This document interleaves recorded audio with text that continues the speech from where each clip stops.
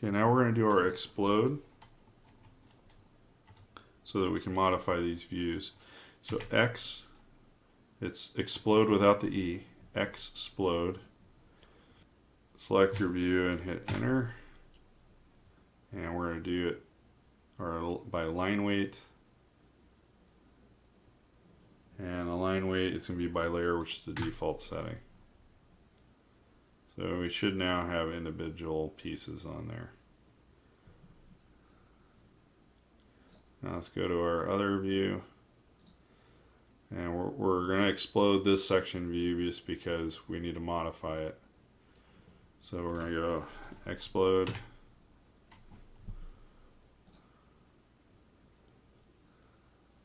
And we're going to select line weight.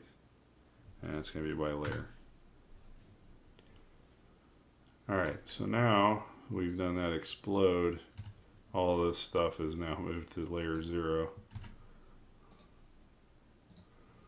So let's move it all back to profile visible lines. And in this view as well. Yeah,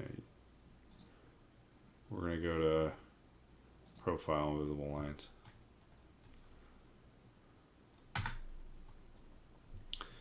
Alright, let's zoom in on our hatch pattern.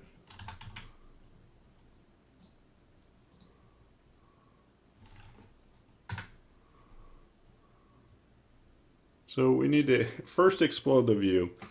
Then we have to explode the hatch pattern using the other explode command. So you're going to use explode, that's spelled explode first to explode the view. Then you're going to come back and you're going to type explode with an E. And you explode the hatch pattern because we need to modify it. A little complicated there. So let's start with this top view. What we're going to do here is we're going to delete the hatch lines that we are going to omit on the spoke. That's a special drawing convention for thin features, spokes, ribs, and lugs. Now any of the ones that cross into a zone where the hatching would stay, let's leave those because we're going to need to trim those entities. Alright, so now we are going to take and turn our object snaps on for, oh, it is already on for endpoints, and create a line. Okay, why are my object snaps? Turn our object snaps on, and we're going to do a line from the tangency point to the other tangency point, and then we're going to trim these off. Alright, so that part is the way we want it. And then we're going to come down here and we can try to trim the circle to itself. I haven't had great success with that, but, or I'm sorry, extend it. Yeah, I guess that worked. So extend the circle so it's a full circle. And then we trim off the little piece here. So we've got our section with our reduced detail on the spoke. And then we're going to then delete these two lines because we'll have rotated the view using the aligned feature. So at this point, it'd probably be good to go ahead and switch to centerline layer, and then we'll go to annotate, and we'll create our center line between here and here. And we want to extend that center line out. So I've finally figured out how to extend these. You double click on the ends. And hopefully we can use that as our mirror line to mirror this geometry down to the bottom. So then we're going to go to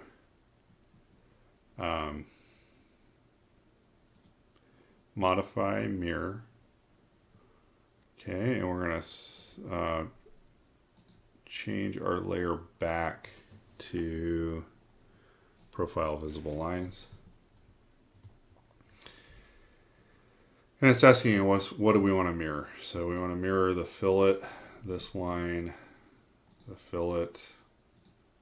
The reason you got a double fillet there is it's trying to pick up on a three-dimensional fillet. It's fading away into the background. Okay, so those are the entities I want to mirror. I'm going to hit enter to accept that. It's going to ask me for the first point on the mirror line, which is going to be one end of the center line, and then the opposite end of the center line. Do you want to erase the source object? No. And now we have our second spoke position where it should be. Now we need to modify this line to reflect what the view would show. So we're going to extend the line here, but then we need to trim it in between.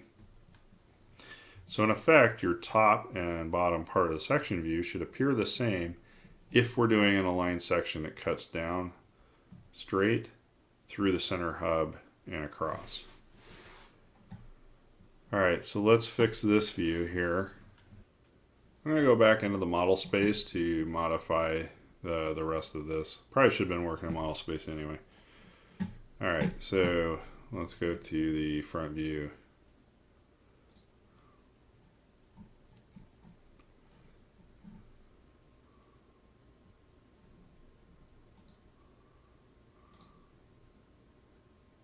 Okay, so in model view we are able to just extend the existing arc.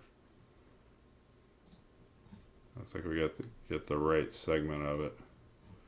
And that closes up what view we need there.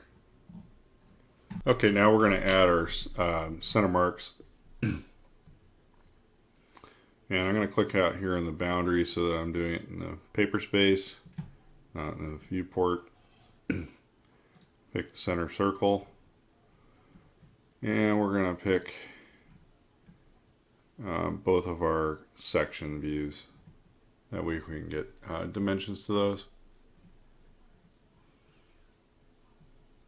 And we're also going to want a center line to dimension from between these two edges so that we can define the width, and we'll want to extend those out.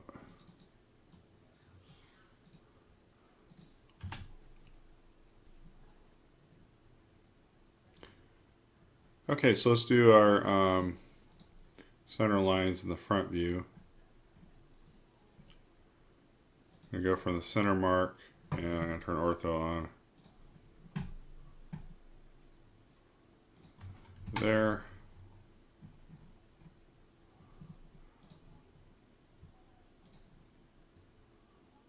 There.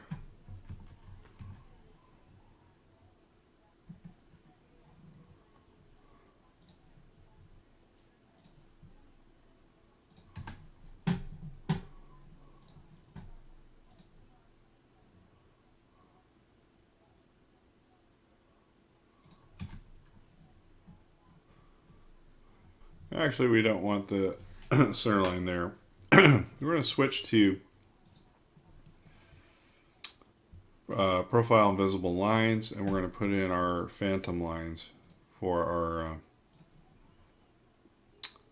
our cutting plane line.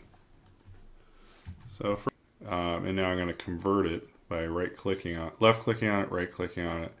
We're going to go to Properties, and we're going to take those properties, line type from solid line, and change it to a phantom. And I'm using Phantom 2. It seems to show up better in this resolution.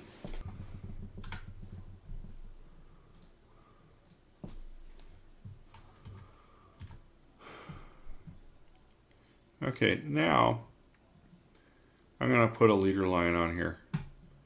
So we're going to annotate multi-leader, and we're going to try to line it up with the edge here. And I go from there, from left to right. Now it looks like that's a pretty good scale. Now left click on it, right click on it, and we're going to go down to properties. Landing distance is 0. And line type, we're going to go to Phantom 2. Okay,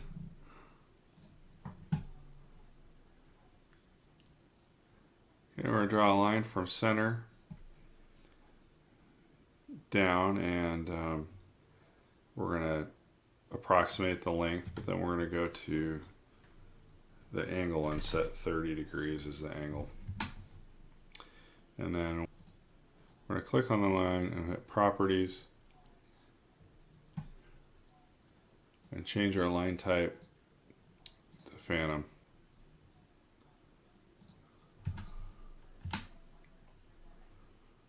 Not rotating. Alright, so now we're going to add on our other annotation. So we're going to come over and draw it up so it links up. Now we're going to go to the properties of annotation, and we're going to make our landing distance 0.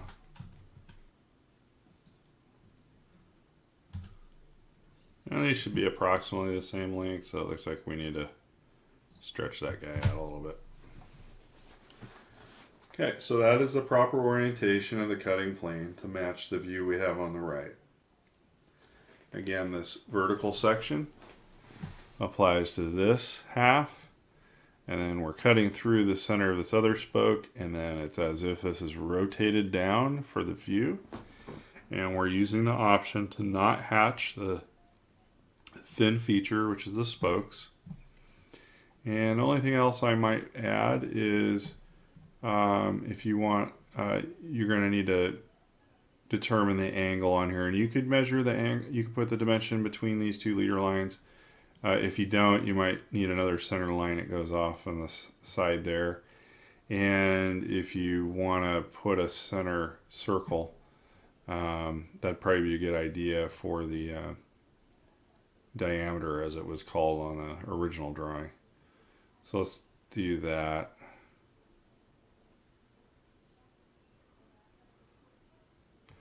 Okay, so now let's go back and let's go to this viewport here, and we want conceptual, southeast isometric's good, and we need to show our ISO. So we're going to go to our layers, and we're going to unfreeze the model, and we'll need to zoom out. It looks like I still have my model section, so I'm going to go to model space, and then if I make the construction layer visible,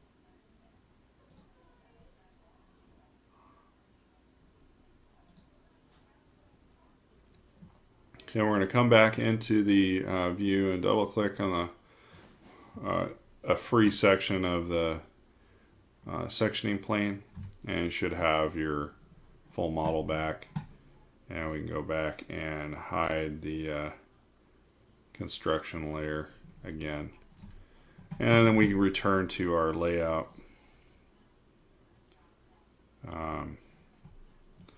And we have our isometric shown. So position the view however you feel fit, as long as it's not taking up room, too much room. We're going to go to 1 to 2 for metric, and there we go. So the only other thing you might add is a circle to diameter, to a hidden line circle to dimension our wheel diameter to, and then you're good to go to start dimensioning. Alright, so that, I think you guys can take it from there. And I think you guys can take it from there. And I'll see you on the next project.